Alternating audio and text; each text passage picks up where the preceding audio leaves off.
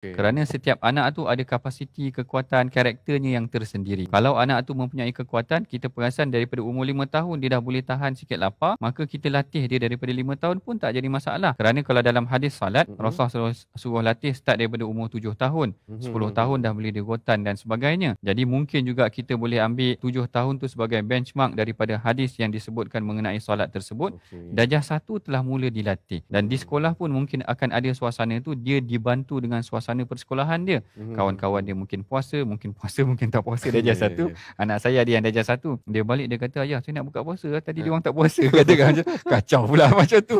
Tapi nak ceritanya boleh dilatih kerana kat sekolah tu bukan yang tak puasa, yang puasa pun ada. Di rumah dia dah dibantu dengan kita. Kadang-kadang Hmm. kita pun tak boleh nak kontrol dia.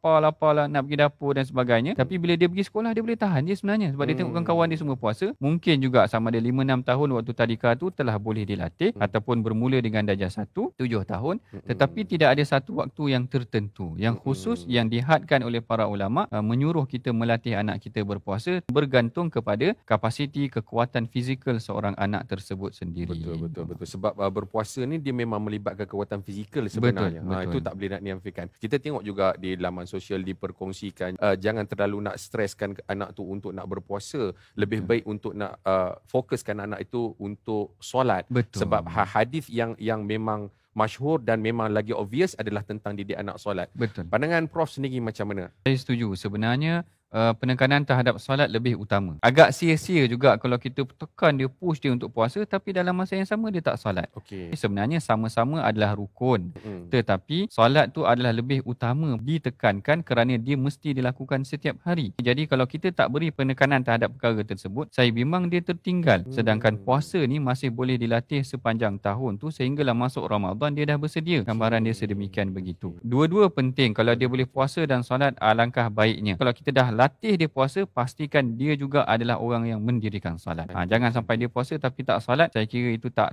kena dan tak betul lah.